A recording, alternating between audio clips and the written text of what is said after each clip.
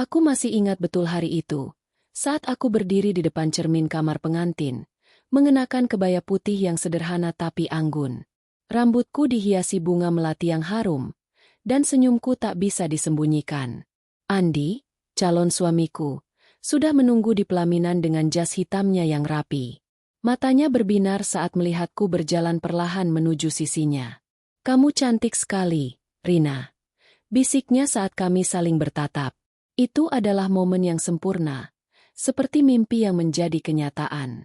Kami bertemu di kampus, jatuh cinta setelah proyek kelompok yang panjang, dan akhirnya memutuskan menikah setelah lulus. Andi adalah pria yang lembut, pekerja keras, dan selalu mendukungku. Ia bekerja sebagai akuntan di perusahaan keluarganya, sementara aku memilih menjadi guru SD di sekolah dekat rumah. Pernikahan kami digelar di rumah orang tua Andi, di sebuah kampung pinggiran kota yang tenang. Bu Siti, ibu mertuaku, adalah wanita yang energik dan dominan. Ia mengatur segalanya dengan teliti, dari dekorasi hingga menu makanan. "Ini harus sempurna untuk anakku satu-satunya," katanya sambil tersenyum lebar. Saat itu, aku merasa beruntung memiliki mertua seperti dia. Ayah Andi sudah meninggal 5 tahun lalu karena sakit jantung, jadi Bu Siti sendirian mengurus rumah besar itu. Ia adalah seorang pensiunan guru, tapi masih aktif di kegiatan sosial kampung. Andi adalah anak tunggal, jadi wajar jika Bu Siti sangat protektif terhadapnya. Aku pikir, itu normal saja. Setelah menikah, kami memutuskan tinggal di rumah Bu Siti. "Lebih hemat, dan ibu bisa punya teman," kata Andi saat meyakinkanku. Aku setuju, karena rumah itu luas dan nyaman, dengan taman kecil di belakang yang penuh bunga. Hari-hari awal pernikahan kami penuh kebahagiaan.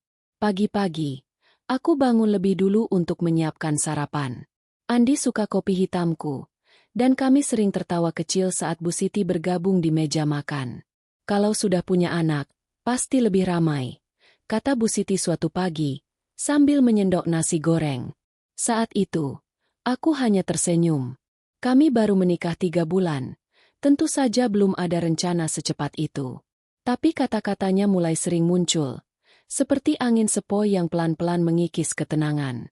Waktu berlalu, dan tahun pertama pernikahan kami berjalan lancar. Aku sibuk dengan murid-muridku di sekolah, mengajar mereka membaca dan menulis dengan penuh semangat. Andi semakin naik jabatan di kantor, dan kami sering jalan-jalan akhir pekan. Tapi, setelah 1 tahun, Bu Siti mulai menunjukkan tanda-tanda ketidakpuasan. "Rina, kamu sudah minum jamu kesuburan yang ibu kasih belum?" tanyanya suatu hari, saat aku pulang dari sekolah. Aku menggeleng, agak terkejut. "Belum, Bu. Kami belum merencanakan punya anak sekarang." Ia menghela napas panjang. "Sudah setahun. Loh, ibu pengen gendong cucu sebelum tua banget." Andi, yang mendengar dari ruang tamu, hanya tertawa. "Sabar, Bu. Nanti juga ada." Tapi aku mulai merasa ada tekanan halus yang mengganggu. 2 tahun berlalu begitu cepat. Kami masih belum punya anak. Bukan karena kami tidak mencoba, tapi entah kenapa belum juga hamil. Aku mulai khawatir, tapi Andi selalu menenangkanku. "Jangan dipikirin terus, Rin. Nanti malah stres," katanya sambil memelukku di kamar kami. Kamar yang dulu penuh tawa kini mulai terasa sunyi. Bu Siti semakin sering menyindir. Saat makan malam, ia akan bilang, "Lihat tetangga sebelah, baru nikah 6 bulan sudah hamil. Pasti rajin minum vitamin." Atau saat ada tamu keluarga, ia akan cerita panjang lebar tentang pentingnya keturunan. "Andi ini anak tunggal, harus ada yang nerusin nama keluarga," katanya di depan bibiku yang datang berkunjung. Aku hanya diam, menunduk, merasa seperti dituduh atas sesuatu yang bukan salahku. Suatu malam, setelah Bu Siti pergi ke pengajian, aku curhat pada Andi. "Aku capek, Di. Ibu kayaknya salahkan aku terus." Andi mengusap rambutku. "Ibu cuma pengen cucu, Rin. Jangan diambil hati. Besok kita ke dokter bareng, ya? Cek kesehatan." Aku mengangguk, tapi hati kecilku mulai retak.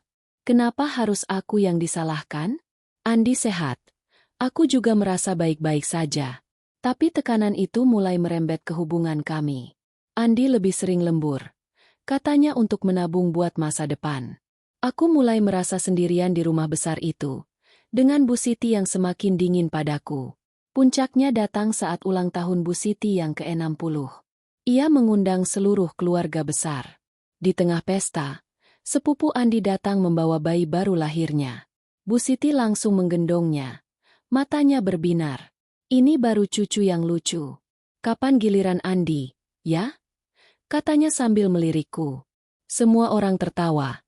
Tapi aku merasa seperti ditusuk. Malam itu, aku menangis di kamar mandi. Andi menemukanku. Memelukku erat. Maaf, Rin. Ibu nggak maksud begitu. Tapi aku tahu. Ini baru awal. Pernikahan impianku mulai retak. Dan retakan itu datang dari orang yang seharusnya menjadi keluarga. Aku mulai memikirkan untuk pindah ke rumah sendiri. Tapi Andi bilang, ibu sendirian, Rin. Kita harus sabar. Aku mencoba sabar. Tapi setiap hari, sindiran Bu Siti seperti duri yang menusuk. Saat sarapan, ia akan taruh majalah parenting di depanku. Baca ini, mungkin berguna. Atau saat aku masak, ia komentar. Makanan sehat penting untuk kesuburan, loh. Aku merasa seperti tamu yang tak diinginkan, bukan menantu. Andi mencoba mediasi, tapi ia terlalu lemah terhadap ibunya. Ibu trauma karena ayah meninggal dulu, Rin. Dia takut sendirian di hari tua. Akhirnya, aku diam-diam ke dokter kandungan. Hasilnya, aku sehat, tidak ada masalah. Dokter bilang, mungkin dari suami atau faktor lain.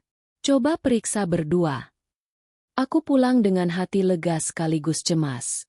Bagaimana kalau Andi yang bermasalah? Tapi aku tak berani bilang. Malam itu, Bu Siti lagi-lagi menyindir saat makan malam.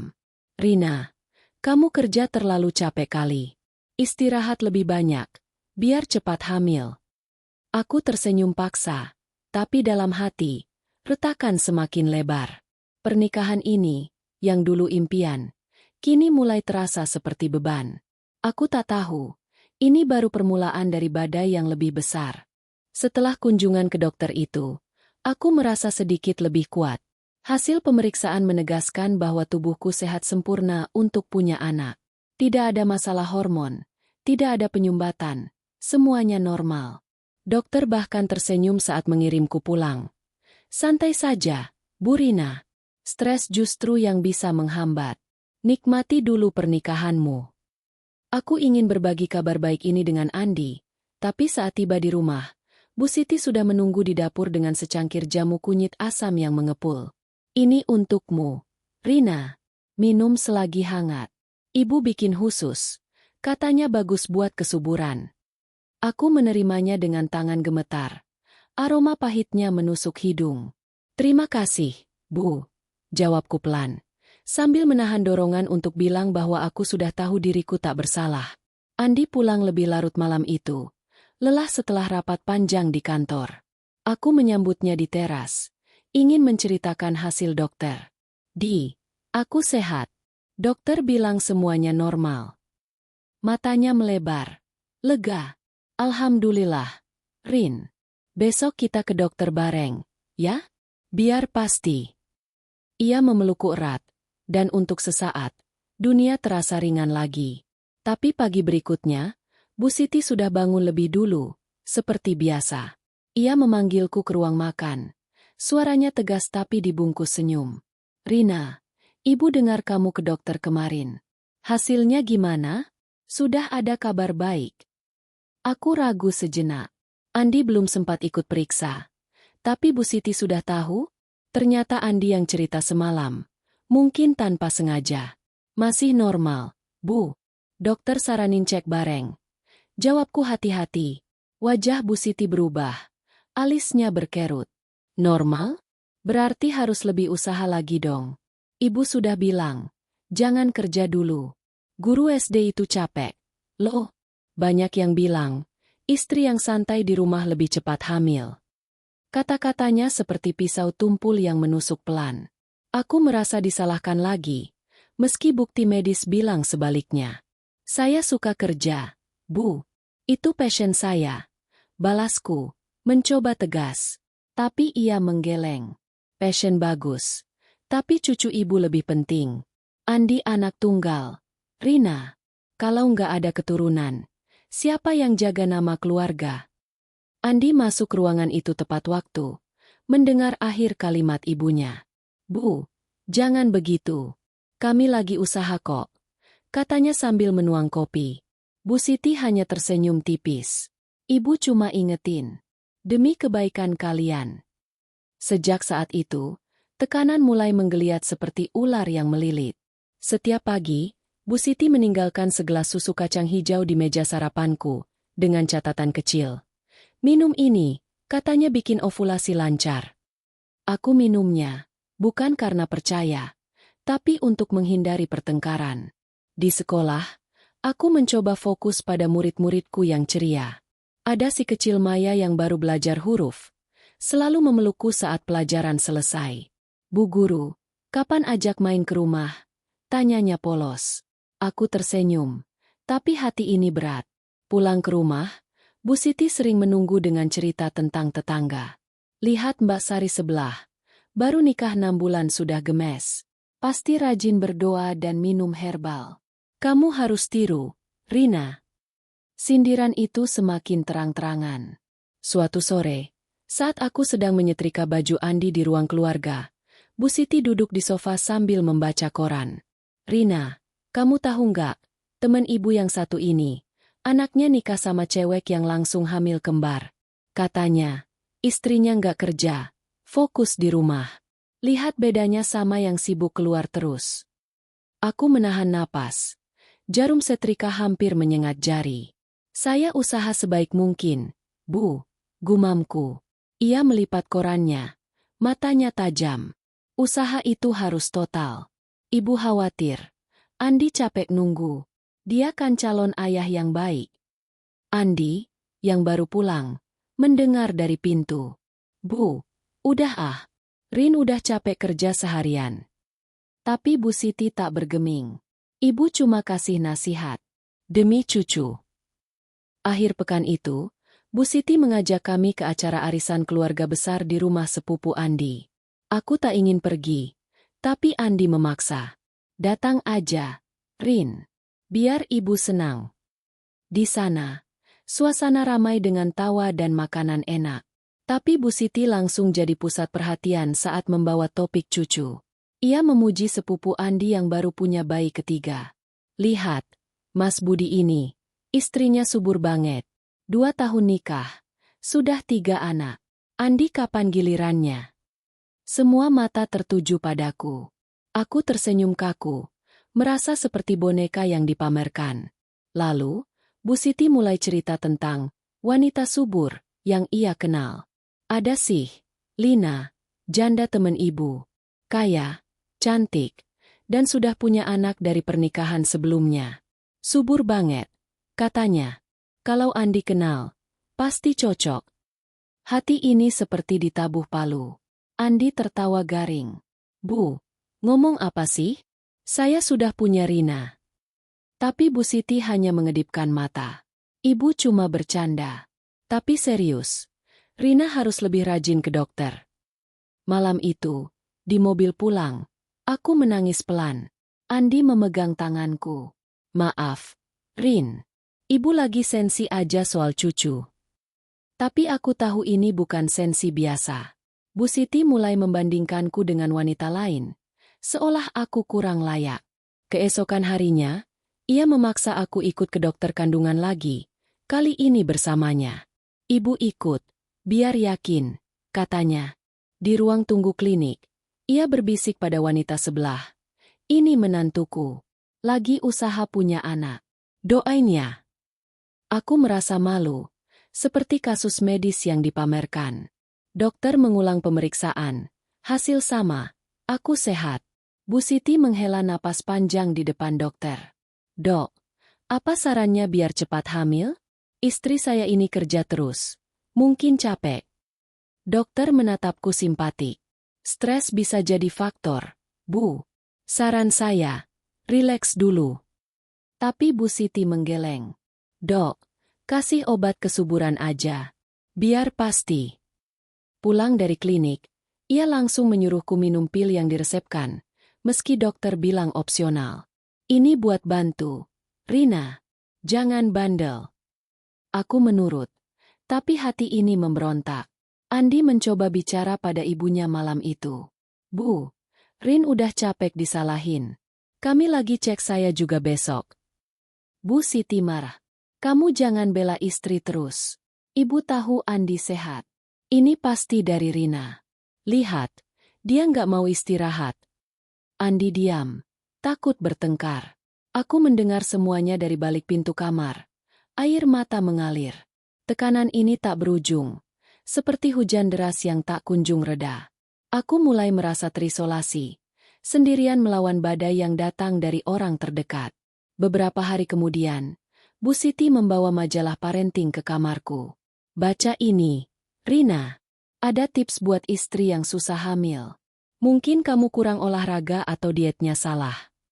Aku membuka halamannya, penuh foto ibu bahagia dengan bayi. Hati ini sakit. Tapi aku berpura-pura baca. Andi semakin sering lembur. Katanya untuk menghindari suasana tegang di rumah. Aku mulai curiga. Apakah ini cara dia lari dari masalah? Malam-malam, aku berdoa sendirian di taman belakang, memohon kekuatan. Ya Tuhan, beri aku kesabaran. Jangan biarkan ini hancurkan pernikahanku. Tapi dalam hati, aku tahu tekanan Bu Siti ini seperti racun yang meresap pelan. Ia tak hanya ingin cucu, ia ingin mengendalikan segalanya, termasuk hidupku. Dan aku, yang dulu penuh harap, mulai merasa seperti tahanan di rumah sendiri. Pagi itu, sinar matahari menyusup melalui celah-celah tirai kamar, membangunkanku dari tidur yang gelisah. Aku memandang Andi yang masih terlelap di sampingku. Wajahnya tenang seperti anak kecil. Tapi pikiranku tak bisa istirahat.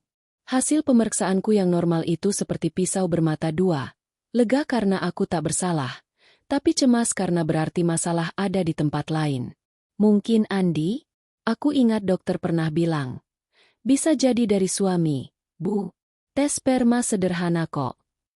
Tapi bagaimana caranya ku beritahu? Andi selalu menghindar topik ini. Bilang, nanti aja, Rin. Jangan dipikirin. Aku bangun pelan. Meninggalkan kamar tanpa membangunkannya. Di dapur, Bu Siti sudah sibuk mengaduk bubur ayam untuk sarapan. Pagi, Rina, kamu kelihatan capek. Malam tadi nggak tidur nyenyak? Tanyanya sambil melirikku sekilas. Matanya seperti sedang menilai. Aku mengangguk singkat, menuang air panas ke cangkir teh. Iya, Bu. Biasa. Ia menghela napas, meletakkan sendok kayu. Itu pasti karena mikirin cucu ibu. Jangan khawatir, nanti juga ada. Asal rajin usaha. Kata-katanya terdengar peduli, tapi nada di baliknya seperti jeritan yang tertahan. Aku ingin bilang, Bu, aku sehat. Coba tanya Andi. Tapi lidahku keluh. Sebaliknya, aku tersenyum paksa dan pergi ke sekolah lebih awal. Di jalan, angin pagi yang sejuk tak mampu dinginkan kepalaku.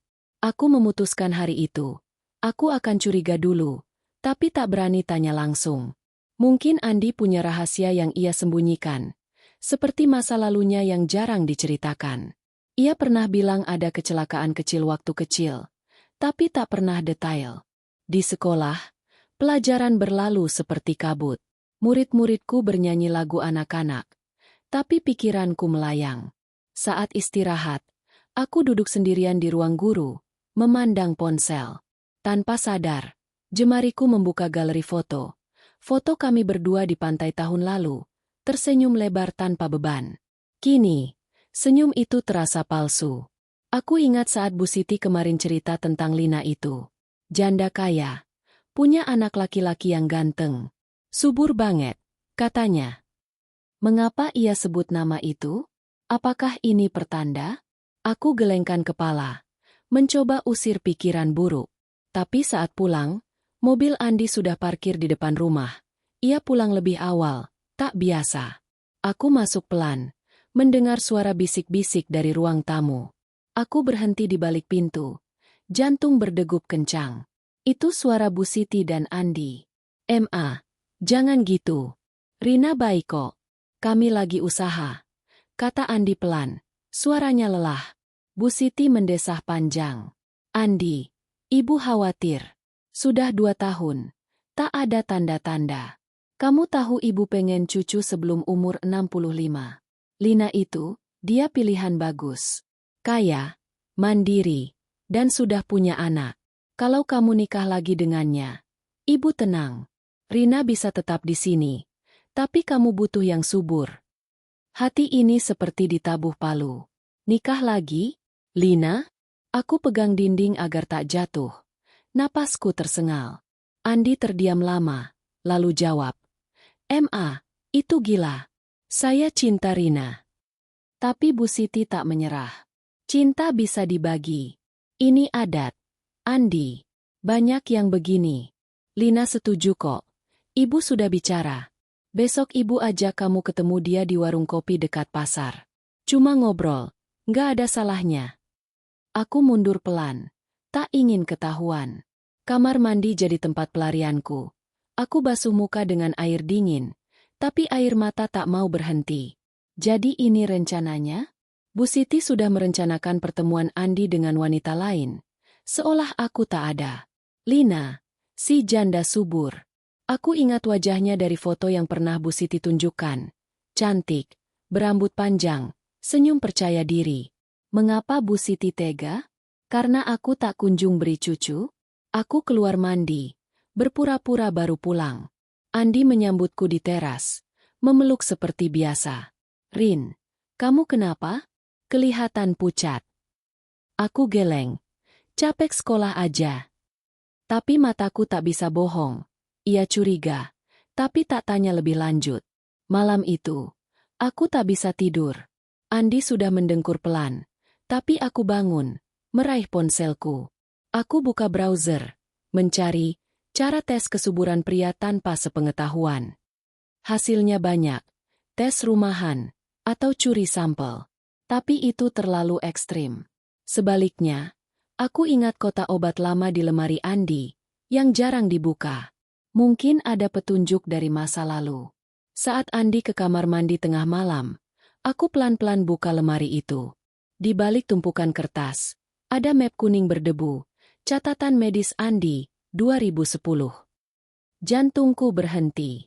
Tahun 2010, saat Andi remaja. Aku buka pelan, tangan gemetar. Di dalamnya, laporan dokter dari rumah sakit. Cedera testis akibat kecelakaan sepeda motor. Kemungkinan infertilitas permanen. Disarankan konsultasi spesialis. Infertilitas? Andi mandul? Aku tutup mulut agar tak berteriak. Kecelakaan itu, ia pernah cerita sekilas. Jatuh dari motor saat balapan diam-diam dengan teman. Tapi tak pernah bilang dampaknya. Laporan itu bilang, sperma nol, prognosis buruk. Aku baca ulang. Air mata jatuh ke kertas. Jadi selama ini, Bu Siti tahu? Atau Andi sembunyikan dari semua orang? Aku tutup map itu cepat saat Andi kembali. "Rin, kamu ngapain?" Tanyanya mengantuk. "Cuma cari obat sakit kepala." Bohongku, menyembunyikan map. Ia angguk. Tidur lagi. Tapi aku tak bisa. Rahasia ini seperti bom waktu. Mengapa Andi tak bilang? Apakah ia takut? Dan Bu Siti, ia pasti tahu, makanya salahkan aku. Keesokan harinya, aku pura-pura sakit agar tak ke sekolah. Andi berangkat kerja, tapi aku tahu rencana Bu Siti. Ajak ia ketemu Lina. Aku ikut diam-diam, naik ojek online ke warung kopi dekat pasar. Dari balik pohon, aku lihat mereka. Andi duduk canggung di meja luar, Bu Siti di sebelahnya, dan Lina datang dengan tas branded, rambutnya tergerai. Ia tersenyum manis, menyentuh lengan Andi pelan saat bicara. "Jadi, Bu Siti cerita banyak tentangmu. Kamu akuntan ya? Keren." Andi tersenyum kaku. "Iya, biasa aja. Bu Siti campur. Lina ini pengusaha kecil, Andi. Sudah punya anak cowok umur 5 tahun. Subur banget, hahaha. Lina tertawa, tapi matanya penuh arti. Mereka ngobrol sejam. Andi tak banyak bicara, tapi ia tak pergi. Hati ini hancur. Aku pulang duluan, menangis di kamar.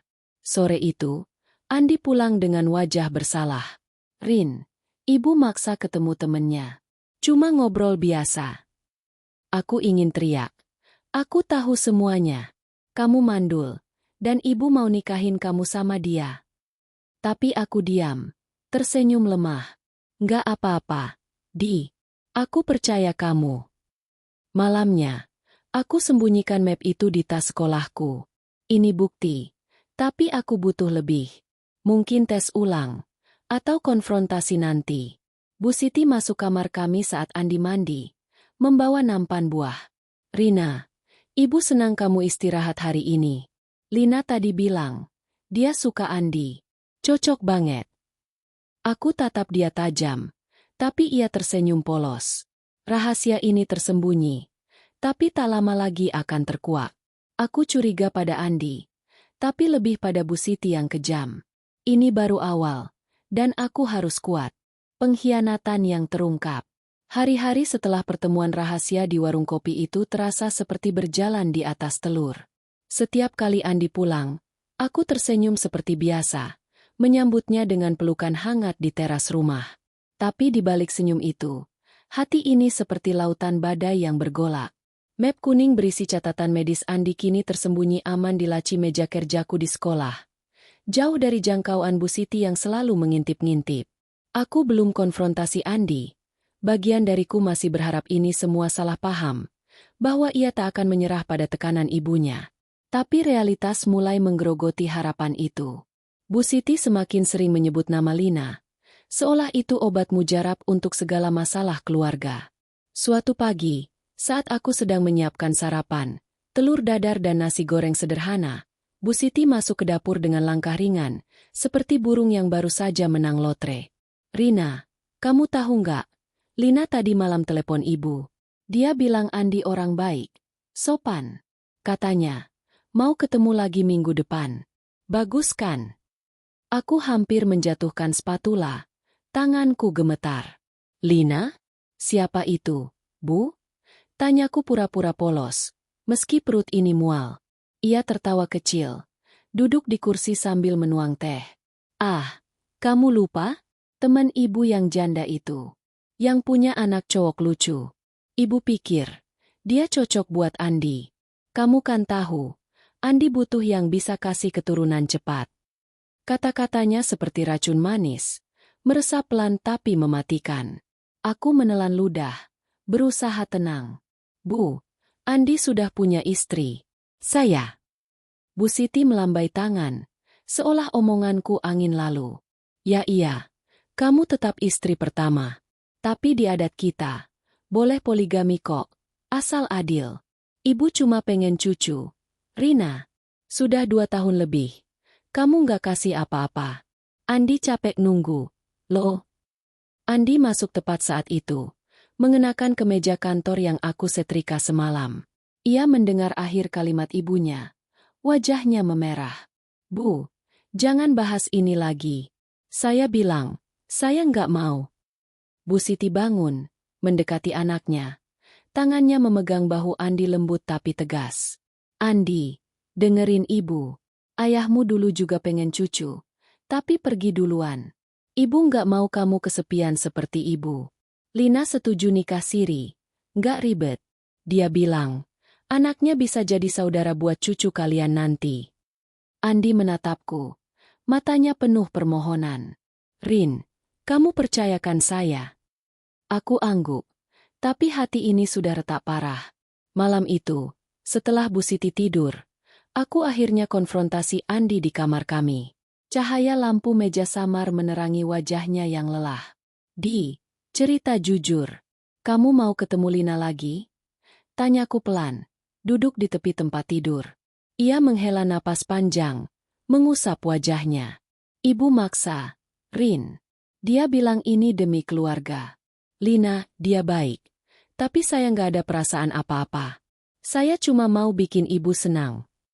Aku pegang tangannya, mencoba tegar. Tapi kenapa nggak bilang tegas? Kamu tahu ini sakitin saya. Andi menunduk. Suaranya parau. Ibu trauma sejak ayah meninggal. Dia bilang, kalau nggak ada cucu, garis keluarga putus. Saya lemah. Rin, maaf. Aku ingin peluk dia, tapi sesuatu menahanku. Di, ada yang kamu sembunyikan dari saya? Soal kesehatan. Matanya melebar sesaat, tapi ia geleng cepat. Nggak ada.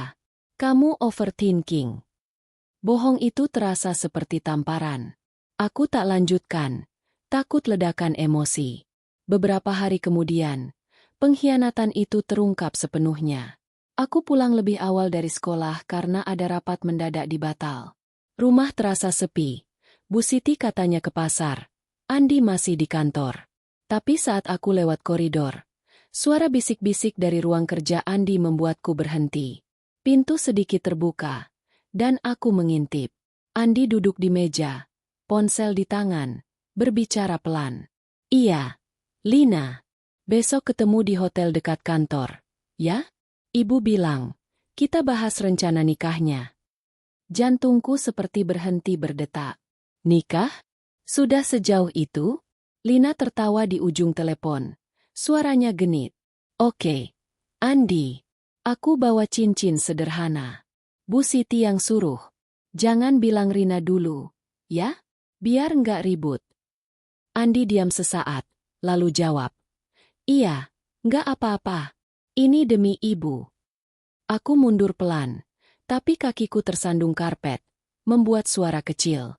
Andi keluar cepat. Wajahnya pucat pasi. Rin, kamu pulang cepat. Aku tatap dia. Air mata sudah menggenang. Kamu, mau nikah sama Lina? Besok. Suaranya gemetar saat ia tutup pintu. Rin, dengerin.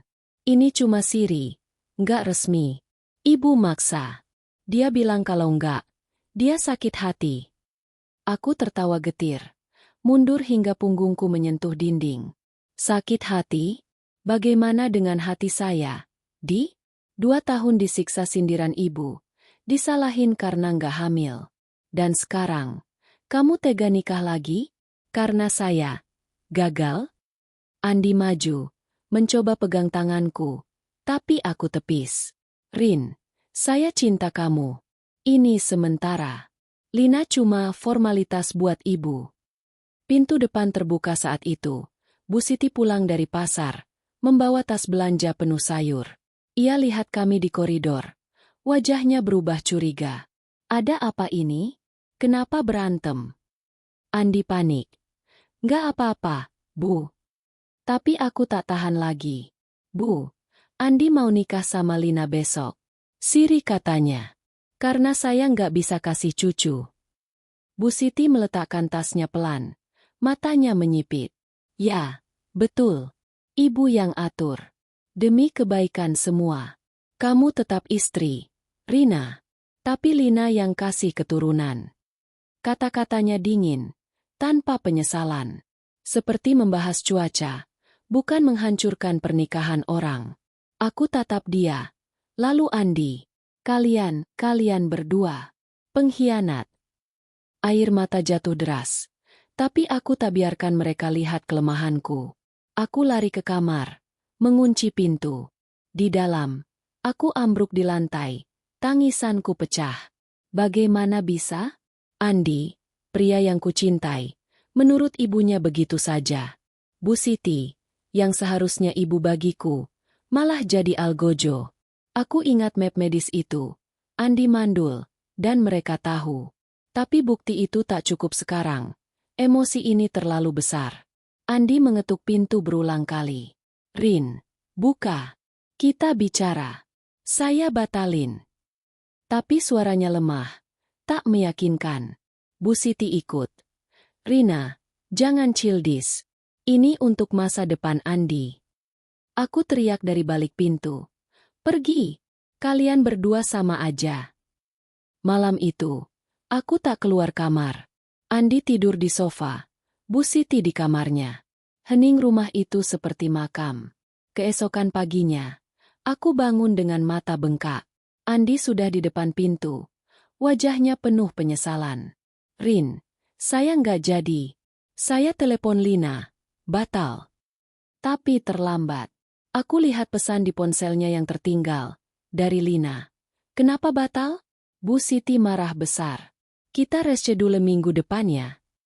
Jadi, ini cuma tunda, bukan batal.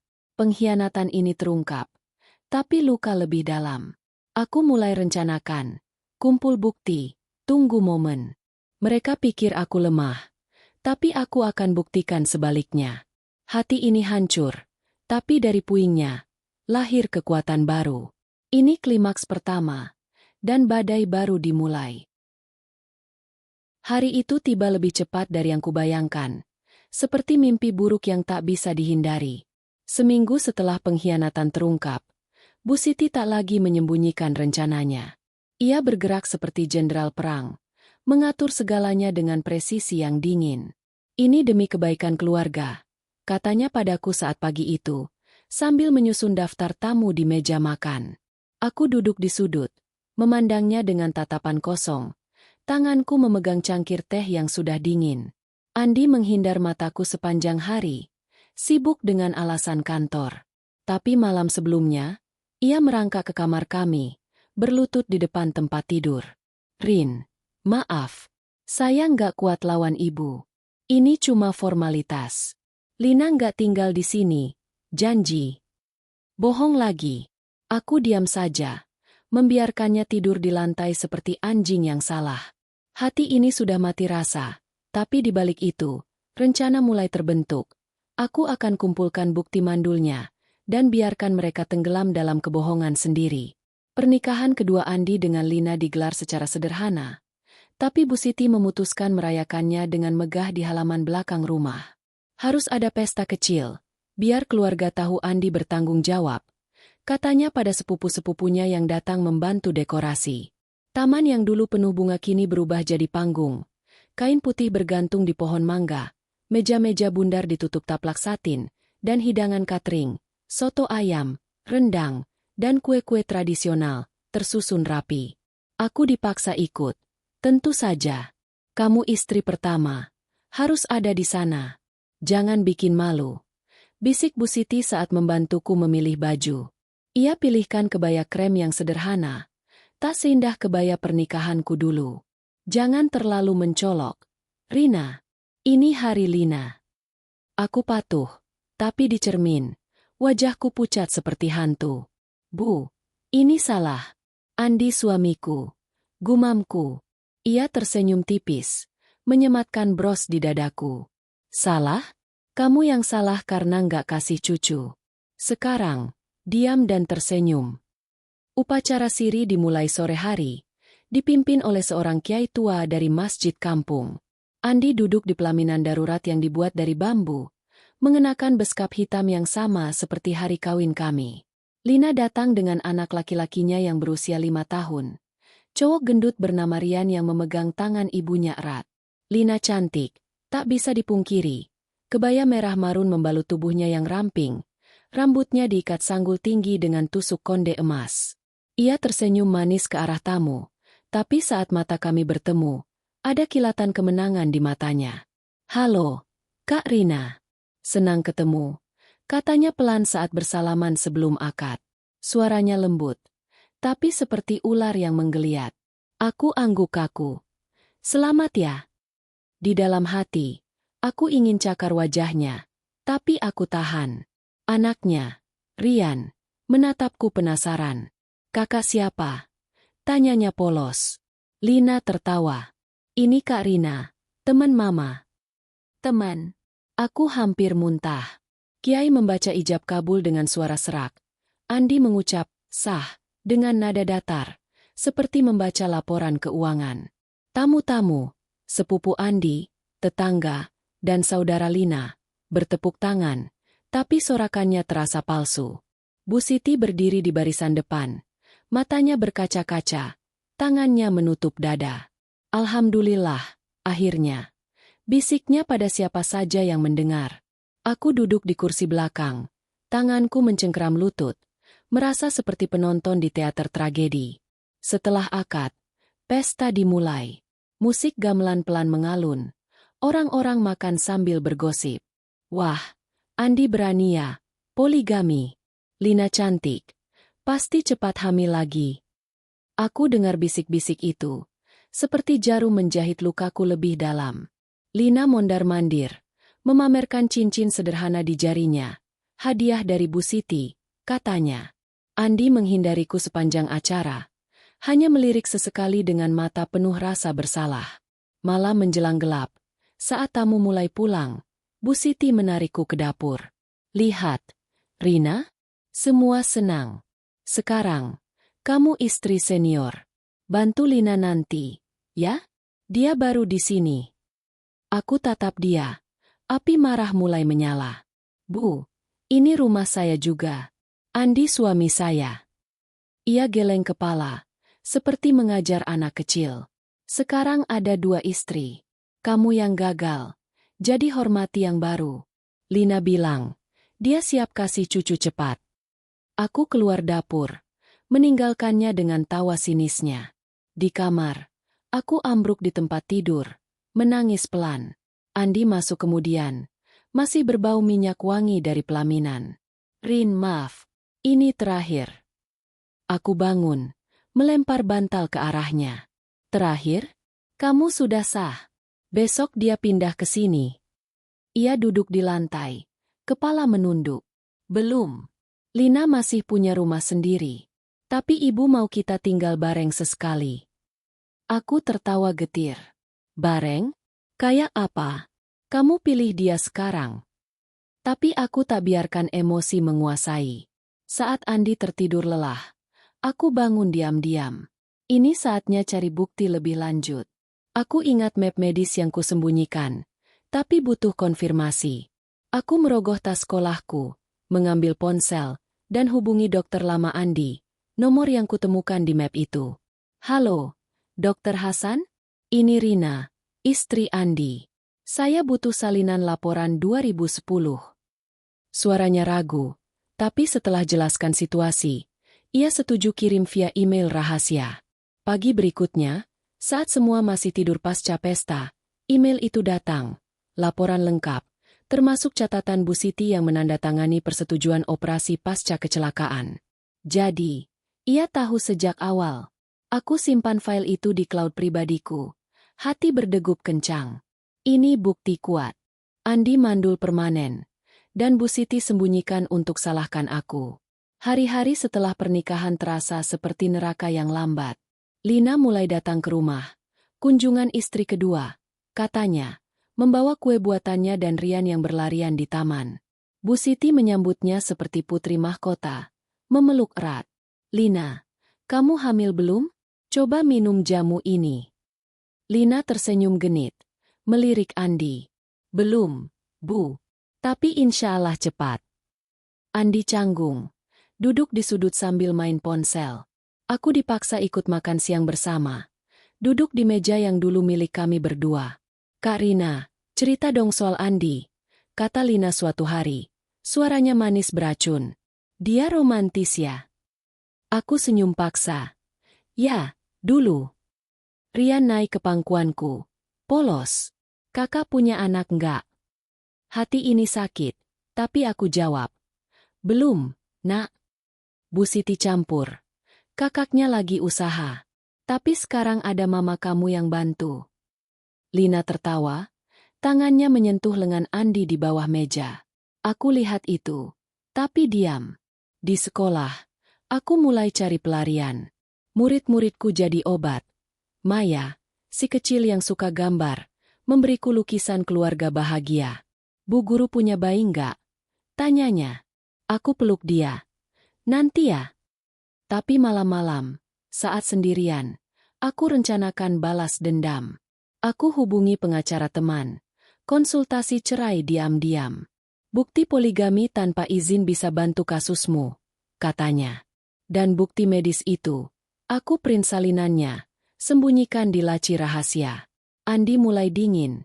Sering ke rumah Lina dengan alasan, urus anak. Bu Siti puji dia. Bagus, Andi. Jaga istri baru. Aku merasa seperti hantu di rumah sendiri. Istri pertama yang gagal. Suatu malam, saat hujan deras, Andi pulang basah kuyup. Rin, Lina hamil nggak, Bu? Tanyain terus. Aku tatap dia dingin. Itu urusan kalian. Ia mendekat, mencoba peluk. Kamu masih istriku yang utama. Aku dorong dia. Utama? Kamu pilih dia sekarang. Ia pergi lagi, meninggalkanku dengan hujan yang menangis. Tapi dari kepahitan ini, aku bangkit. Pernikahan kedua ini pahit, tapi jadi api yang membakar kelemahanku. Aku akan tunggu momen, ungkap rahasia, dan biarkan mereka rasakan sakitnya. Hidup ini tak adil, tapi aku akan buat adil dengan caraku. Hari-hari setelah pesta pernikahan kedua itu berlalu seperti kabut tebal yang menyesakkan dada. Rumah yang dulu terasa seperti sarang cinta kini jadi penjara dengan 3 tahanan. Aku, Andi yang gelisah, dan Lina yang semakin sering muncul seperti bayangan yang tak diundang. Bu Siti, sang sipir utama, mengatur jadwal kunjungan Lina dengan teliti. Selasa dan Kamis malam untuk membangun keluarga harmonis, katanya. Aku dipaksa ikut makan malam bersama. Duduk di meja kayu jati yang dulu hanya untuk kami berdua. Lina selalu datang dengan senyum lebar, membawa hidangan favorit Andi seperti opor ayam atau gudeg spesialnya, dan Rian kecilnya yang berlarian di ruang tamu, meninggalkan mainan berantakan. Maaf ya, Kak Rina. Anak kecil kan begitu, katanya manis, sambil membersihkan mainan itu dengan gerakan lambat yang sengaja. Aku tersenyum paksa, tapi di dalam, api marah mulai menyala pelan. Andi berubah jadi pria asing. Ia pulang larut, bau parfum Lina menempel di kemejanya, dan saat kami berdua di kamar, ia hanya diam, menatap langit-langit. Di, kamu bahagia sekarang? 2 istri, 2 peluang cucu.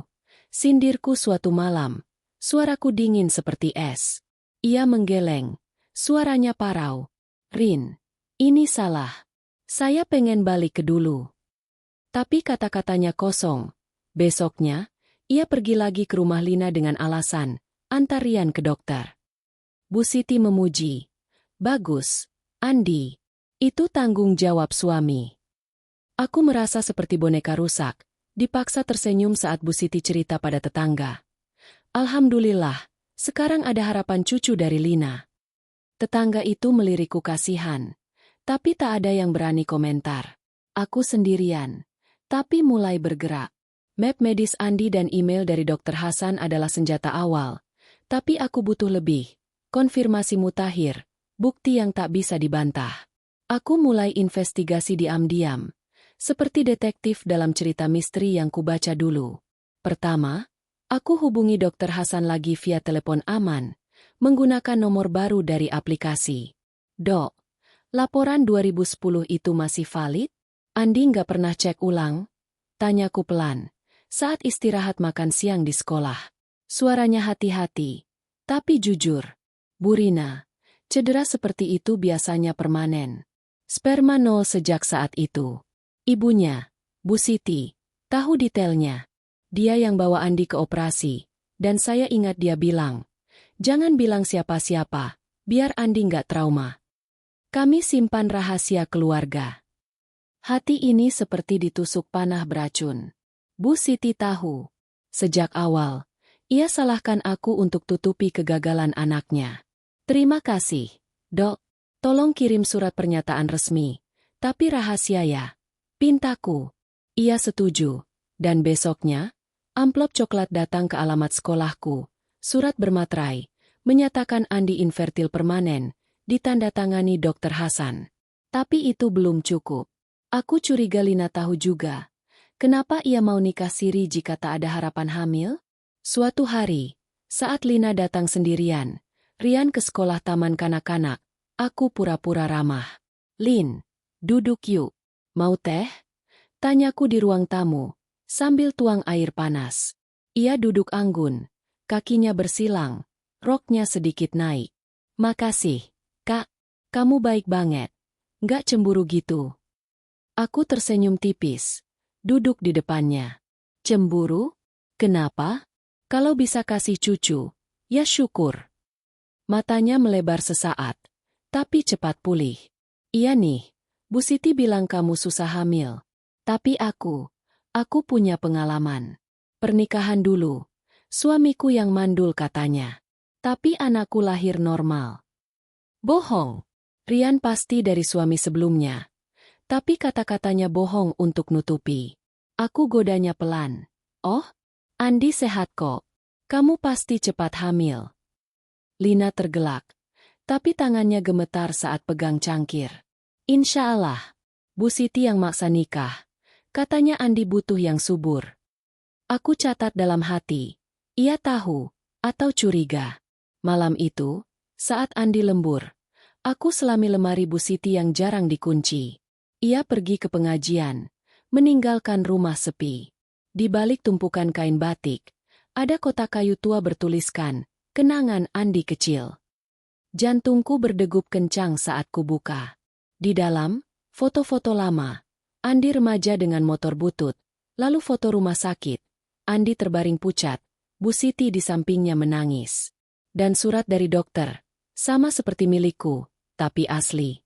Bu Siti, Andi akan mandul seumur hidup. Jangan bilang dia. Biar dia nikah normal nanti. Ada catatan tangan Bu Siti. Rahasia ini mati bersamaku. Salahkan istri. Biar Andi punya anak angkat atau apa. Aku hampir muntah. Ia rencanakan ini sejak lama. Salahkan menantu untuk tutupi aib anak. Aku foto semuanya dengan ponsel. Tangan gemetar. Ini bukti emas. Pengakuan tertulis. Keesokan harinya, aku tak tahan. Saat sarapan, Bu Siti lagi-lagi puji Lina. Dia bilang haidnya teratur. Pasti ovulasi bagus. Kamu belajar dari dia, Rina. Andi diam, menunduk. Aku tarik napas dalam, tapi tahan. Bu, Andi sehat kan? Pasti cepat hamil. Ia angguk antusias. Tentu. Andi seperti ayahnya, subur. Bohong lagi. Aku simpan amarah. Fokus rencana. Aku hubungi laboratorium swasta di kota. Pesan tes DNA rahasia. Saya butuh cek sperma anonim, kataku ke resepsionis. Mereka setuju. Instruksikan kirim sampel via kurir. Bagaimana caranya? Aku ingat Andi suka mandi pagi sebelum kerja. Suatu pagi, saat ia mandi, aku curi celana dalamnya dari keranjang cucian. Sampel kering. Tapi cukup untuk tes forensik. Aku kemas dalam amplop steril. Kirim via ojek online ke lab. Hasil dalam 3 hari, kata mereka. 3 hari itu neraka. Lina datang lagi. Kali ini dengan Rian yang sakit demam. Andi, tolong beliin obat. Pintanya genit di depan Bu Siti. Andi patuh. Pergi ke apotek. Aku urus Rian. Beri obat dan kompres. Sambil bisik pada Lina. Kamu tahu kan, Andi ada masalah. Matanya menyipit. Apa maksudmu? Aku tersenyum. Nggak apa. Cuma, jangan harap terlalu tinggi. Ia diam, tapi wajahnya pucat. Hasil tes datang via email terenkripsi. Sampel pria dewasa, azoospermia total. Tidak ada sperma hidup. Infertil permanen. Konfirmasi mutakhir. Aku print. Simpan di folder, balas dendam, di cloudku. Sekarang, aku punya segalanya. Laporan lama, surat dokter, catatan Bu Siti, dan tes baru. Penemuan ini mengubah segalanya. Aku bukan korban lagi. Aku pemegang kunci. Bu Siti sembunyikan rahasia untuk kendalikan Andi. Salahkan aku agar tak kehilangan muka. Lina? Mungkin korban juga. Atau peserta sadar demi harta. Andi? Bodoh. Tapi korban ibunya. Aku rencanakan balas dendam. Ungkap di momen tepat. Acara keluarga besar. Biar malu maksimal. Tapi dulu. Konfrontasi pribadi. Malam itu. Saat Andi pulang. Aku tunggu di kamar. Duduk. Kita bicara. Ia patuh. Wajah curiga. Aku tunjuk printes. Kamu mandul. Sejak kecelakaan. Ibu tahu. Dan dia salahkan aku. Matanya melebar. Syok. Rin dari mana? Aku ceritakan semuanya. Lemari. Surat. Tes. Ia ambruk. Menangis seperti anak. Saya nggak tahu. Ibu bilang rahasia. Aku dingin. Rahasia yang hancurkan hidupku. Besok, kita konfrontasi ibu. Ia angguk, tapi ragu. Pagi berikutnya, Bu Siti masuk dapur, ceria. Hari ini Lina datang lagi. Siap-siap ya. Aku tatap dia. Suaraku tenang. Bu, Andi mandul. Kamu tahu kan? Wajahnya membeku. Cangkir teh jatuh. Pecah di lantai. Apa omong kosong? Tapi matanya bohong. Andi masuk. Pegang bahu ibunya. Bener. Rin buktiin. Bu Siti ambruk ke kursi. Tangisnya pecah. Ini demi kamu. Andi. Biar kamu bahagia. Aku tatap dia dingin. Bahagia? Kamu hancurkan pernikahanku. Ia merangkak. Memeluk kaki Andi. Maaf rahasia ibu. Tapi terlambat. Penemuan ini balikan meja. Aku pegang kendali. Rencana lanjut. Konfrontasi besar. Lalu pergi. Dari sekarang, aku yang kuat. Pagi itu, dapur rumah yang dulu hangat kini terasa seperti ruang sidang pengadilan darurat.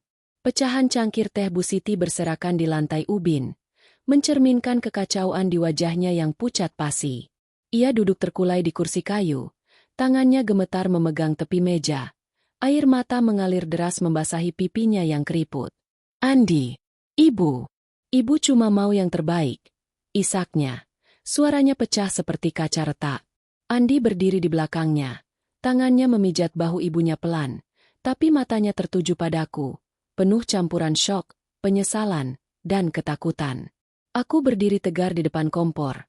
Tanganku masih memegang printout tes sperma yang baru. Kertas itu kusut karena digenggam terlalu kuat.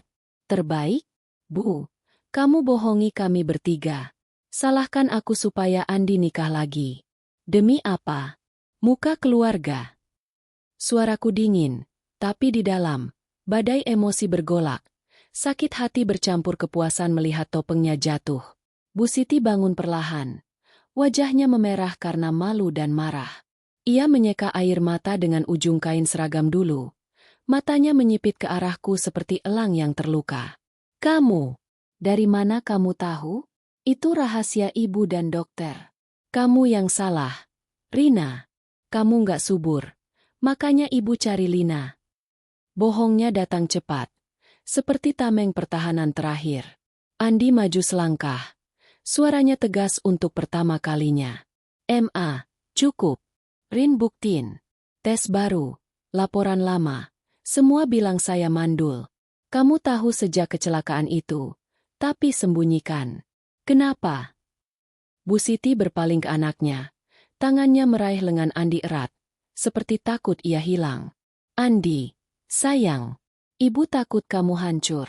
Kalau tahu mandul, kamu nggak mau nikah. Ibu pikir, nikah aja dulu. Kasih anak angkat. Tapi kamu butuh istri yang bisa bohongi dunia. Ia terisak lagi. Ambruk ke dada Andi. Maaf, nak. Ibu sendirian sejak ayah pergi. Pengen cucu biar nggak kesepian. Aku geleng kepala. Hati ini sakit melihat drama itu. Bu, kamu bukan lindungi Andi. Kamu lindungi ego kamu. 2 tahun sindir aku. Paksa dokter. Jamu-jamu itu. Semua buat nutupi aib. Dan sekarang, Lina? Dia tahu nggak? Andi menatap ibunya. Menunggu jawaban. Bu Siti menunduk. Suaranya pelan. Lina. Ibu bilang Andi sehat. Dia mau nikah karena kaya. Pengen status. Anaknya Rian bisa jadi cucu palsu. Pengakuan itu seperti bom kedua. Andi mundur. Wajahnya pucat. Kamu bohongi Lina juga? Ini gila. Ia dorong tangan ibunya pelan. Langkahnya goyah menuju dinding. Aku lihat air matanya jatuh. Bukan untukku, tapi untuk dirinya sendiri. Saya pikir ini demi cucu. Ternyata semua bohong. Suasana tegang itu terputus saat pintu depan terbuka. Lina masuk dengan langkah ringan, membawa tas belanja penuh bahan masak. Ia janji hari ini buat nasi liwet spesial untuk keluarga besar. Rian berlari di depannya, berteriak, "Om Andi, main bola yuk." Tapi ia berhenti saat lihat kami bertiga. Bu Siti menangis, Andi menatap kosong, dan aku berdiri seperti patung. "Ada apa ini?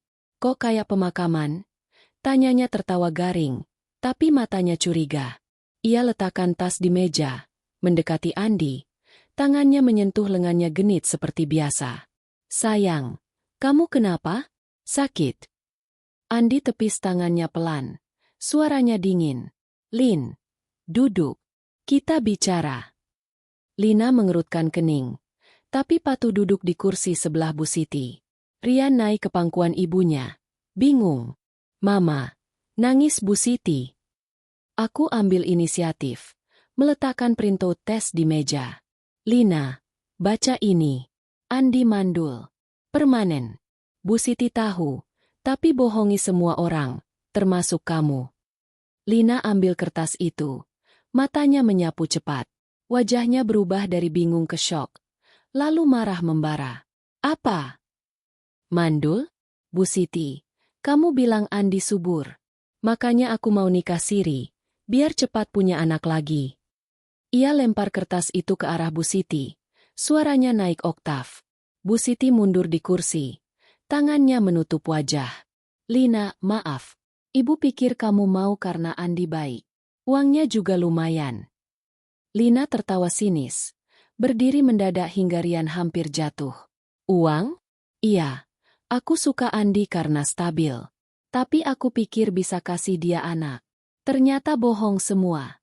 Kamu manipulatif, Bu." Rian menangis pelan. "Mama marah." Andi maju, mencoba tenangkan. "Lin, saya nggak tahu. Ibu sembunyikan dari saya juga." Tapi Lina tak dengar. Ia tatap Andi dengan mata penuh kekecewaan. "Kamu lemah. Diatur ibu kayak boneka. Aku pikir kamu pria tangguh. Ternyata cuma anak kecil." Kata-katanya tajam, menusuk Andi yang sudah rapuh.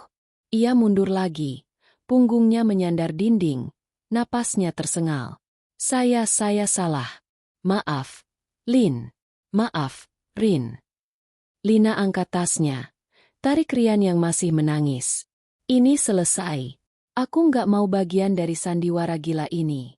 Besok aku urus cerai siri." Ia berbalik ke Bu Siti. Suaranya penuh racun. "Kamu yang bayar pengacara, ya? Karena ini ulahmu." Bu Siti mengangguk lemah. Tak berani angkat muka. Lina keluar membanting pintu. Suara mobilnya meraung pergi meninggalkan debu.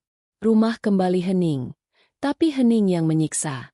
Hanya isak Bu Siti dan tangis Rian yang samar terdengar dari kejauhan. Andi ambruk ke lantai. Kepalanya di tangan. "Semua salah saya. Saya yang gak berani lawan ibu."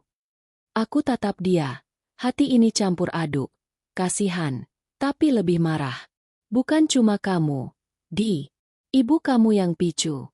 Tapi kamu pilih patuh, daripada bela istri." Ia angkat muka. Matanya merah. "Rin, beri kesempatan. Kita mulai lagi. Tanpa Lina. Tanpa tekanan." Aku geleng pelan. "Mulai lagi. 2 tahun luka ini nggak hilang gitu aja." Bu Siti bangun goyah. Mendekati kami berdua. "Rina. Andi, maafkan ibu. Ibu salah. Jangan cerai. Kita perbaiki." Tapi suaranya lemah. Tak meyakinkan. Ia pegang tangan Andi. Lalu coba pegang milikku. Tapi aku tarik. "Terlambat, Bu. Kamu hancurkan kepercayaan." Konfrontasi itu berlangsung berjam-jam. Seperti luka lama yang disobek ulang. Andi cerita masa kecilnya. Trauma ayahnya yang keras. Bu Siti yang overprotektif setelah kematian suami. Ibu bilang, "Jangan bilang siapa-siapa soal kecelakaan." Katanya, "Pria harus kuat." Bu Siti tambah, Ibu takut kamu bunuh diri, Andi. Makanya bohong. Tapi alasan itu tak cukup.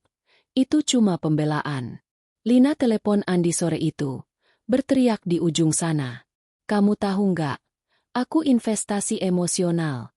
Rian suka kamu. Sekarang hancur semua. Andi cuma minta maaf berulang. Tapi ia tolak. Kita tamat. Jangan hubungi lagi. Malamnya, Lina kirim ke grup keluarga. Pernikahan batal. Andi mandul. Bu Siti bohong. Aku keluar. Grup meledak. Sepupu bertanya. Tetangga gosip. Bu Siti matikan ponselnya. Ambruk di sofa. Tak makan malam. Aku duduk sendirian di taman belakang. Angin malam menyapa wajahku yang basah air mata. Konfrontasi ini menyiksa. Melihat Andi hancur. Bu Siti rapuh. Lina marah. Tapi puas juga. Kebenaran terungkap. Meski pahit. Andi datang. Duduk di sampingku. Rin, apa kita bisa selamat? Aku tatap bintang. Mungkin. Tapi butuh waktu. Dan perubahan. Ia angguk. Pegang tanganku pelan. Kali ini, aku biarkan. Bu Siti muncul di pintu. Bayangannya panjang. Ibu. Ibu janji berubah. Maafkan. Tapi retak ini dalam. Keluarga mulai runtuh. Ketegangan interpersonal ini seperti api yang membakar ikatan lama. Meninggalkan abu. Aku tahu, ini awal retak besar. Dan momen syok sebenarnya menanti di depan. Tapi sekarang, aku pegang kendali. Meski hati ini berdarah. Hari itu tiba seperti badai yang telah lama mengumpul awan hitam di langit rumah kami. Lebaran Idul Fitri. Momen yang seharusnya penuh maaf-memaafkan dan silaturahmi, kini jadi panggung eksekusi rahasiaku. Bu Siti, meski masih rapuh pasca konfrontasi pribadi 2 minggu lalu, bersikeras menggelar acara keluarga besar. Harus ada, biar orang tahu kita harmonis, katanya dengan suara gemetar, tapi matanya penuh harap palsu. Ia sibuk sejak subuh, membersihkan rumah, memasak opor ayam dan ketupat yang harum, menyusun meja panjang di ruang tamu dengan hidangan manis seperti kue nastar dan lidah kucing. Andi membantu setengah hati. Wajahnya masih pucat karena Lina yang menghilang total. Ia blokir semua nomor kami. Bahkan Rian tak lagi muncul. Aku pura-pura biasa. Tersenyum saat menyapa tamu yang datang lebih dulu. Sepupu Andi dari kota, bibiku yang cerewet, dan tetangga-tetangga yang selalu haus gosip. Rumah ramai sejak pukul 10 pagi. Suara tawa anak-anak berlarian di halaman. Aroma rempah dari dapur. Dan salam, minal aidin wal faizin, bergema di mana-mana. Bu Siti jadi pusat perhatian. Mengenakan kebaya hijau zamrud yang dulu milik almarhum ayah mertuaku. Rambutnya disanggul rapi dengan bunga melati. Ia peluk kerabat satu persatu. Suaranya ceria paksa. Alhamdulillah, tahun ini spesial. Doakannya, semoga segera ada cucu. Kata-katanya seperti pisau, tapi tamu tertawa. Tak tahu badai di baliknya. Andi duduk di sudut, memeluk lutut. Matanya menghindariku. Kami belum berdamai sepenuhnya. Malam-malamnya penuh diam yang menyiksa. Meski ia tidur di kamar lagi. Aku pakai kebaya biru muda, sederhana, tapi di tas kecilku tersembunyi, senjata. Printout tes medis. Salinan surat Dr. Hasan, foto catatan tangan Bu Siti dari kota kenangan, dan hasil tes DNA terbaru.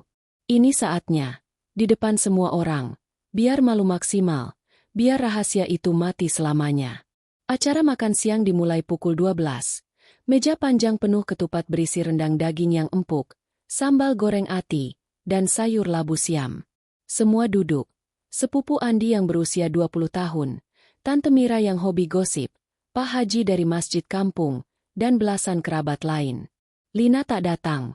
Ia tolak undangan via WA. Bilang, gak ada urusan lagi dengan keluarga bohong. Bu Siti angkat gelas sirup markisa. Suaranya lantang. Assalamualaikum, keluarga tercinta. Lebaran ini, Ibu senang banget kalian datang. Doakan Andi dan Rina ya. Semoga segera dikaruniai momongan. Tepuk tangan riuh. Mata semua tertuju padaku. Aku tersenyum kaku. Hati berdegup kencang. Tante Mira campur. Iya nih, Bu Siti, sudah 3 tahun nikah. Kapan cucunya? Kami tunggu undangan akikah. Semua tertawa, tapi Bu Siti angguk antusias. Insya Allah cepat. Andi subur seperti bapaknya. Rina lagi usaha ekstra. Minum jamu tiap hari. Itu pemicu. Aku bangun pelan. Tanganku gemetar tapi tegas. Permisi, semua. Sebelum makan, ada yang mau saya sampaikan. Penting, soal keluarga ini. Ruangan hening seketika. Sendok garpu berhenti di udara. Bu Siti tatap aku curiga. Wajahnya memucat. Rina, duduk dulu. Nanti aja. Tapi aku abaikan. Ambil tas kecilku. Dan taruh tumpukan kertas di tengah meja. Ini bukti medis Andi. Dari 2010. Pas kecelakaan motor. Dokter bilang, Andi mandul permanen. Sperma nol. Tak bisa punya anak biologis. Desahan kaget bergema. Sepupu Andi yang muda ternganga. Apa? Mandul. Tante Mira tutup mulut. Astagfirullah. Pak Haji mengerutkan kening. Benarkah, nak? Andi bangun cepat. Wajahnya merah padam. Rin, jangan di sini. Tapi terlambat. Aku lanjut. Suaraku stabil meski hati hancur. Ini laporan dokter asli. Ditandatangani Bu Siti. Dia tahu sejak awal. Tapi sembunyikan. Malah salahkan aku. Paksa dokter. Sindir tiap hari. Bilang aku nggak subur. 2 tahun. Saya disiksa karena gagal kasih cucu. Padahal, Andi yang. Aku tunjuk foto catatan tangan Bu Siti. Rahasia ini mati bersamaku. Salahkan istri. Semua mata beralih ke Bu Siti, yang kini berdiri goyah. Tangannya memegang dada. Rina, kamu bohong. Itu palsu. Tapi suaranya lemah. Tak meyakinkan. Aku angkat hasil tes baru. Ini tes minggu lalu. Anonim. Konfirmasi. Azoospermia total. Dan Lina? Bu Siti bohongi dia juga. Biar nikah siri. Lina pergi karena tahu. Dia pikir bisa hamil. Ternyata sandiwara. Ledakan emosi meledak. Tante Mira berteriak. Bu Siti, kamu tega banget. Rina menantu baik. Kamu siksa gitu. Sepupu Andi tatap ibunya jijik. Ma, kenapa bohong? Kami pikir Rina yang salah. Pak Haji angkat tangan. Suaranya tegas. Ini dosa besar, Bu. Bohongi keluarga. Manipulasi. Astagfirullah. Tamu lain bergumam. Ponsel keluar merekam diam-diam. Gosip ini akan menyebar seperti api. Andi maju. Pegang bahu ibunya. Ma, katakan benar. Udah. Bu Siti tatap anaknya. Air mata mengalir deras. Lalu, ia ambruk ke kursi. Tangisnya pecah seperti bendungan jebol. Ya Allah, ibu salah. Ibu takut Andi hancur. Sejak kecelakaan, dokter bilang mandul. Ibu pikir, sembunyikan aja. Biar dia nikah bahagia. Salahkan Rina supaya ada cucu angkat. Maaf semua. Ia tutup wajah. Bahunya bergetar hebat. Syok itu nyata. Wajahnya memutih. Napasnya tersengal. Seperti serangan jantung kecil. Ruangan kies. Beberapa tamu bangun. Peluk Bu Siti yang menangis terseduh. Sabar, Bu. Kita maafkan. Tapi yang lain pergi pelan. Bisik-bisik. Kasihan Rina. Bu Siti kejam. Andi tarik aku ke samping. Matanya penuh air mata. Rin, kenapa di depan semua? Bisa pribadi. Aku tatap dia dingin. Pribadi? 2 tahun pribadi. Kamu diam aja. Ini biar semua tahu. Biar nggak ada lagi bohong. Ia angguk lemah. Peluk aku erat. Kali ini, aku biarkan, meski hati sakit. Bu Siti bangun goyah.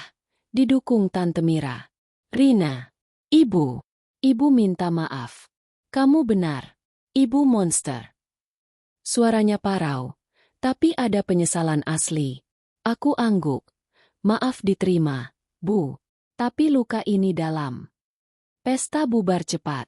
Tamu pulang dengan wajah muram, membawa cerita yang akan jadi bahan obrolan kampung berminggu-minggu. Keluarga Andi, rahasia besar, mandul, bohong, poligami gagal. Bu Siti dikurung di kamarnya oleh Andi. Dokter keluarga dipanggil karena ia pingsan sesaat. Tekanan darah naik drastis, katanya syok berat. Malam itu, saat rumah sepi, aku duduk di taman belakang sendirian. Angin lebaran membawa aroma bunga Kamboja. Puas? Ya, melihat Bu Siti syok, ambruk di depan keluarga, seperti balas dendam manis. Tapi sedih juga, kehancuran ini hancurkan semua, termasuk sisa-sisa keluarga. Andi datang, duduk di sampingku, tangannya memegang milikku. Rin, terima kasih. Sudah ungkap. Tapi, apa kita selamat? Aku tatap bintang. Mungkin. Tapi besok, aku pikirkan pergi. Ia syok lagi. Tapi diam. Kejutan besar ini klimaks. Ibu mertua syok. Keluarga retak hebat. Tapi dari puing, jalan keluarku mulai terbuka. Malam lebaran itu, rumah yang dulu riuh kini terasa seperti makam yang sunyi. Aroma ketupat dan opor ayam masih menempel di udara. Tapi bau gosip dan air mata jauh lebih kuat. Tamu-tamu sudah pulang sejak sore, meninggalkan piring-piring kotor bertumpuk di dapur dan bisik-bisik yang akan bergema di kampung hingga bulan depan. Bu Siti masih terbaring lemah di kamarnya. Dokter bilang tekanan darahnya naik karena syok emosional. Ia minum obat penenang dan dilarang stres. Andi mondar-mandir di koridor seperti hantu. Wajahnya penuh kerutan baru yang tak pernah ku kenali. Aku duduk di teras depan, memandang jalan setapak yang gelap. Angin malam menyapa kulitku yang dingin. Ungkapan rahasia tadi siang terasa seperti beban yang terangkat. Tapi juga seperti bom yang meledakkan fondasi rumah ini. Puas? Ya, melihat Bu Siti ambruk, menangis di depan Tante Mira dan sepupu-sepupunya. Minta maaf berulang seperti orang gila. Tapi sedih juga. Ini bukan kemenangan, ini kehancuran. Andi akhirnya datang, membawa 2 cangkir teh hangat. Ia duduk di sampingku, meletakkan satu di tanganku tanpa kata. Rin hari ini gila, gumamnya. Suaranya parau karena tak tidur 2 malam. Aku angguk pelan, meniup uap teh yang mengepul. Iya, tapi perlu. Kalau enggak, bohong itu terus. Ia tatapku lama. Matanya merah karena menahan tangis. Kamu benar. Saya malu. Ibu syok berat. Bilang pengen mati aja. Dokter suruh istirahat total. Aku geleng kepala. Hati ini campur aduk. Syok? Dia yang mulai. 2 tahun saya disiksa. Kamu diam aja. Sekarang, giliran dia rasain. Andi pegang tanganku pelan. Jarinya gemetar. Maaf. Rin, saya lemah. Trauma dari kecil. Ibu selalu kendalikan. Tapi sekarang beri kesempatan. Kita mulai lagi. Tanpa rahasia. Kata-katanya manis. Seperti dulu saat kami pacaran. Tapi terlambat. Aku tarik tanganku pelan.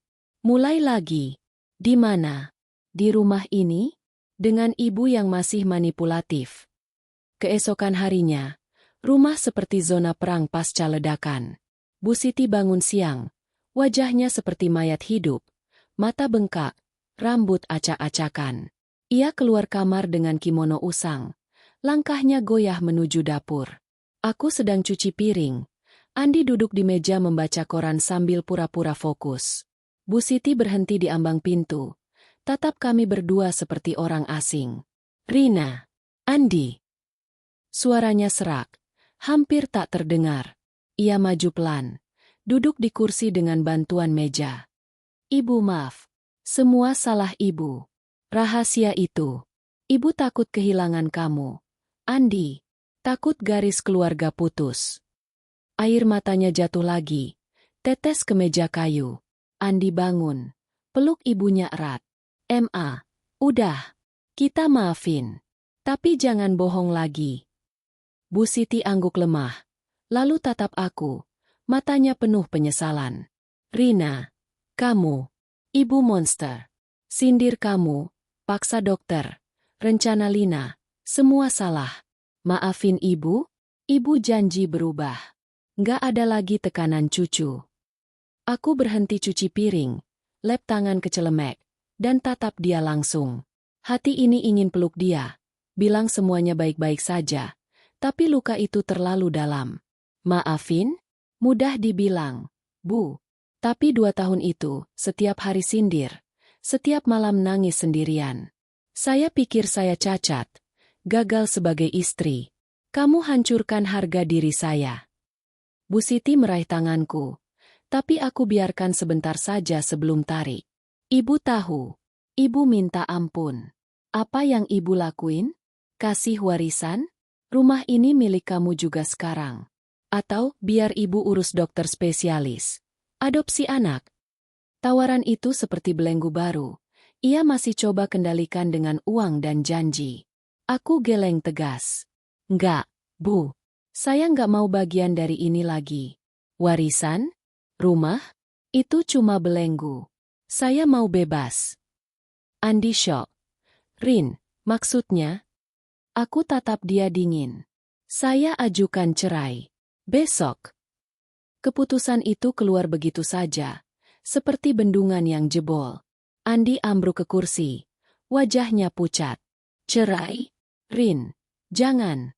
Kita bisa konseling, ke psikolog. Lina sudah pergi, rahasia terungkap, kita mulai baru. Bu Siti bangun goyah, tangannya memegang dada. Rina, jangan. Ibu satu-satunya anak laki-laki Andi. Kalau cerai, ibu gimana? Kesepian lagi. Air matanya mengalir deras, tapi kali ini, aku tak goyah. Bu, kesepian itu pelajaran. Kamu yang ajarin saya, keluarga bisa hancur karena bohong. Saya nggak mau jadi korban lagi. Andi berdiri, mendekati, suaranya memohon. Rin, ingat janji kita? Di pelaminan. Selamanya. Aku tertawa getir. Air mata jatuh. Selamanya? Kamu hancurkan saat nikah sama Lina. Saya cinta kamu, Di. Tapi cinta ini racun sekarang.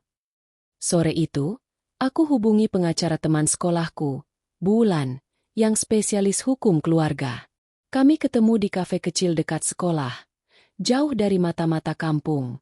Rina, poligami tanpa persetujuan istri pertama? Itu pelanggaran. Plus, bukti medis dan saksi dari acara lebaran kemarin, cerai mudah. Kamu dapat hak asuh? Nggak ada anak.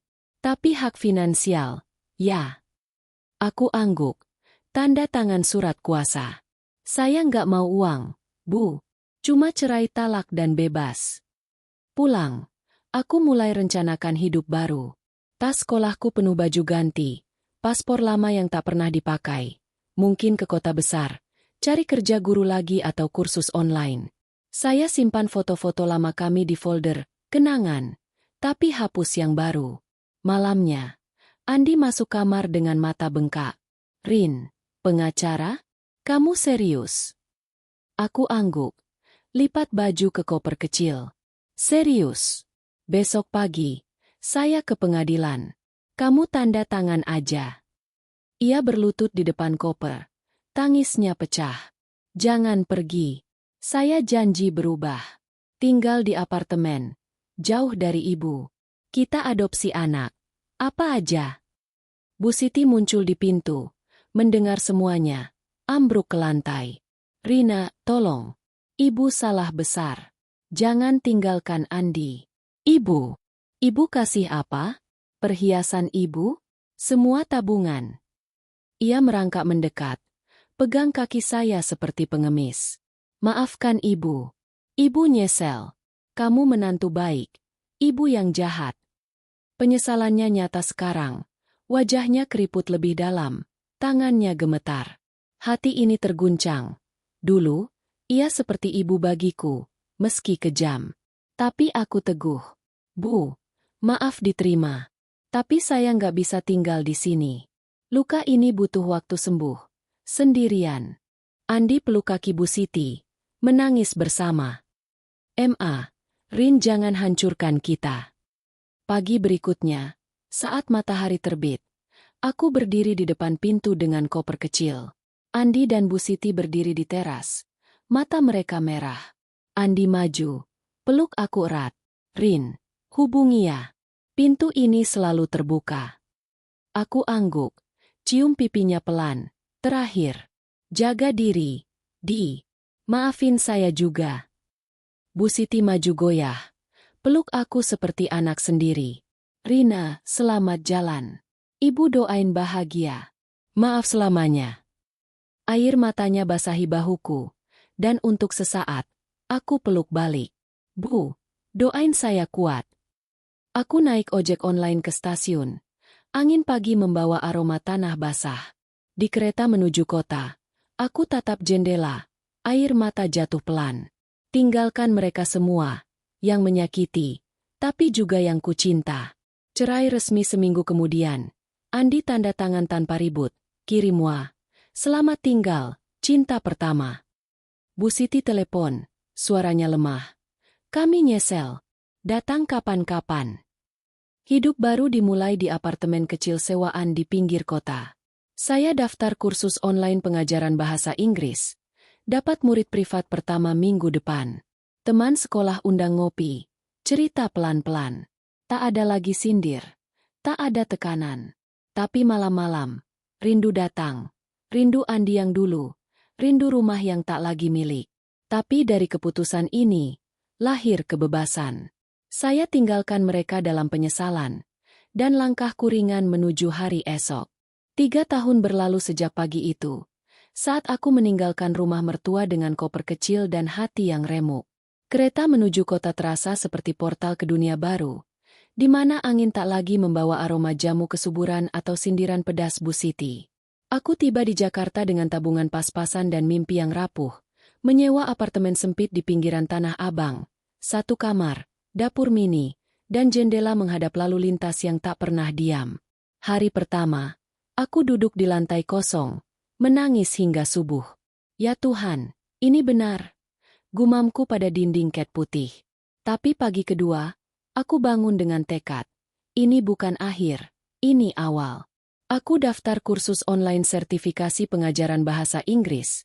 Malam-malam belajar sambil makan mie instan. Siangnya, kembali ke sekolah SD sebagai guru kontrak. Tapi kali ini, tanpa beban, kapan punya anak, dari siapapun. Hidup baru terbentuk pelan-pelan. Seperti puzzle yang jatuh satu persatu. 6 bulan setelah cerai, aku dapat pekerjaan tetap di sekolah internasional swasta. Mengajar anak-anak ekspatriat yang cerewet tapi penuh semangat. Gaji cukup untuk pindah ke apartemen lebih luas di Kemang, dengan balkon kecil tempat aku tanam bunga melati. Bukan karena tradisi, tapi karena aroma itu ingatkan kekuatan. Aku mulai freelance tutor online, dapat klien dari Singapura dan Australia. Uangnya lumayan untuk traveling solo. Pertama kali ke Bali, sendirian. Duduk di pantai Kuta sambil lihat matahari terbenam. Ini milikku sekarang, bisikku pada ombak. Tak ada Andi yang pegang tangan. Tak ada Bu Siti yang tanya cucu. Hanya aku, dan kebebasan yang manis. Pelajaran dari masa lalu datang seperti guru bijak. Aku belajar memaafkan, tapi tak lupa, itu bedanya. 2 tahun pertama, wah dari Andi datang sporadis. Rin, kangen. Ibu sakit lagi. Aku baca. Tapi tak balas selalu. Bu Siti telepon sekali. Suaranya rapuh seperti daun kering. Rina, ibu nyesel. Andi, dia berubah. Sendirian sekarang. Kamu bahagia? Aku jawab singkat. Alhamdulillah, Bu. Doakan saya. Lina? Ia blokir semua. Tapi gosip kampung bilang ia nikah lagi dengan pengusaha. Bahagia, katanya, dengan anak kedua. Aku tersenyum getir. Kita semua korban, tapi aku yang pilih bangkit. Dari pengkhianatan itu, aku paham, keluarga bukan darah, tapi pilihan. Mertua kejam ajarin batas. Suami lemah ajarin mandiri. Jangan biarkan orang lain definisikan nilai dirimu. Catatku di jurnal harian, yang kini penuh cerita sukses, bukan air mata. Kini, di usia 32, hidupku seperti lukisan yang akhirnya lengkap.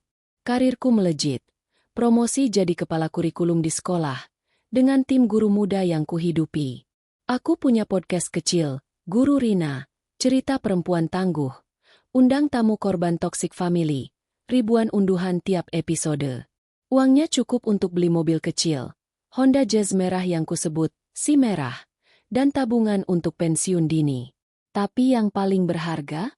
Cinta baru. Namanya Reza. Bertemu di seminar pendidikan 2 tahun lalu. Ia guru universitas. Duda dengan anak perempuan umur 8 tahun bernama Lila. Kamu kuat banget, Rin. Cerita masa lalumu inspirasi. Katanya saat kencan pertama di kafe rooftop. Tak ada tekanan cucu. Ia bilang, anak cukup 1. Lila, kamu mau? Kita adopsi nanti. Kami nikah sederhana tahun lalu. Di Pantai Anyer. Hanya keluarga dekat. Tanpa pelaminan megah. Lila panggil aku, Bu Rin. Peluk erat saat akad. Akhirnya punya mama. Bisiknya. Aku menangis bahagia. Bukan sedih. Pagi ini, di rumah kami yang nyaman di Bogor. Dari Jakarta cuma sejam. Aku bangun dengan aroma kopi Reza yang baru diseduh. Jendela terbuka lebar. Angin pegunungan bawa bau pinus segar. Lila berlarian di ruang tamu. Gambar burung beo di kertas A3. Bu Rin, lihat, ini burungnya bisa ngomong. Serunya, matanya berbinar seperti bintang. Aku peluk dia, cium keningnya. Bagus banget, Lil. Nanti kita kasih makan di taman. Reza masuk dari dapur, bawa nampan sarapan, roti bakar, telur orak-arik, dan jus jeruk segar. Pagi, istri tercinta. Podcast hari ini rekam episode berapa? Tanyanya sambil cium pipiku. Aku tersenyum, pegang tangannya. Yang ke-50. Tema, pembebasan diri dari toxic relation. Ia angguk. Matanya penuh cinta. Kamu idola saya, Rin. Saat sarapan, ponsel berdering. Nomor tak dikenal, tapi kode kampung lama. Aku angkat. Suara Andi terdengar lelah. Rin? Ini Andi. Ibu. Ibu sakit parah. Kanker stadium akhir. Dia minta kamu datang. Bilang, pengen minta maaf langsung. Hati ini terguncang sesaat. Gambar Bu Siti ambruk di lebaran masih segar. Tapi aku tenang. Sampaikan salam saya. Maaf, saya lagi hamil. Dokter larang perjalanan jauh. Diam panjang di ujung sana. Hamil? Alhamdulillah, selamat ya. Ibu pasti senang. Aku angguk, meski tak terlihat. Terima kasih. Doakan kami. Tutup telepon. Reza peluk aku dari belakang. Siapa? Masa lalu. Jawabku pelan. Lila naik ke pangkuan. Bu Rin hamil? Aku punya adik. Kami tertawa. Rumah penuh kehangatan. Sore itu, di taman belakang rumah, yang kutanam bunga matahari, aku duduk sendirian, tangan di perut yang mulai membuncit. Bayi ini, usia 3 bulan, tanda akhir dari luka lama. Dokter bilang sehat, dan kali ini, tanpa tekanan. Aku refleksikan perjalanan, dari istri yang disiksa sindir, ke perempuan yang pegang kendali. Kejamnya Bu Siti ajarin kuat, pengkhianatan Andi ajarin pilih diri. Lina, mungkin bahagia sekarang, seperti aku. Hidup ini bukan balas dendam, gumamku pada angin. Tapi pembebasan. Reza datang, duduk samping. Lila di pangkuannya dengan buku cerita. Cerita dong, Bu Rin. Soal putri pemberani. Pinta Lila. Aku mulai, suaraku lembut. Dahulu kala, ada putri yang disakiti keluarga. Tapi ia pergi, bangun kerajaan sendiri. Dan bahagia selamanya. Malam menjelang, kami bertiga, tak, 4, duduk di teras, lihat bintang. Tak ada penyesalan untuk masa lalu, hanya syukur untuk sekarang. Aku tinggalkan mereka dalam penyesalan. Bu Siti yang kini berjuang kanker sendirian. Andi yang bekerja lembur untuk lupakan. Lina yang sibuk keluarga baru. Tapi aku, hidup bahagia, di ujung perjuangan panjang. Kekuatan diri adalah hadiah terbesar. Dan kebahagiaan sejati datang saat kita pilih diri. Selamanya.